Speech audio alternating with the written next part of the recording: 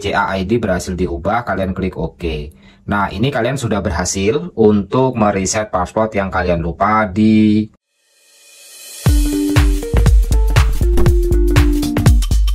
Video ini dipersembahkan oleh Radar Edukasi, berbagi wawasan menambah pengetahuan.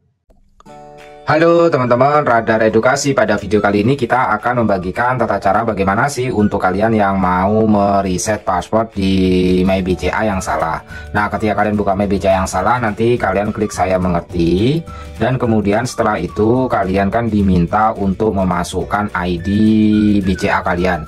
Kalian masukkan, setelah itu kalian masukkan untuk paspornya. Nah, karena paspornya kalian salah, maka kemudian kalian di sini reset paspor. Nah, sebelum kalian melakukan reset paspor, kalian diminta untuk masukkan BCA ID serta nomor kartu ATM. Masukkan BCA ID yang kalian buat. Setelah itu, kalian perlu memasukkan untuk nomor kartu ATM yang kalian miliki. Masukkan nomor kartu ATM yang kalian miliki ya teman-teman.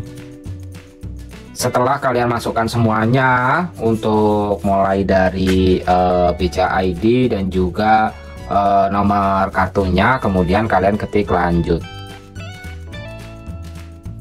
Nah, untuk kemudian nanti untuk reset paspor, kalian buat paspor baru yang kalian terdiri dari 8 karakter, huruf kecil, huruf kapital, dan juga angka. Kemudian kalian ulangi lagi. Kalian buat teman-teman. Setelah kalian ketik semuanya, kemudian kalian klik lanjut. Nanti kalian diminta untuk memasukkan PIN transaksi kalian. Nah, kemudian kalian kirim di sini SMS, tanggal, jam, dan lain sebagainya. Kalian back, kalian kembali lagi ke verifikasi ini. Paspor BCA ID berhasil diubah, kalian klik OK.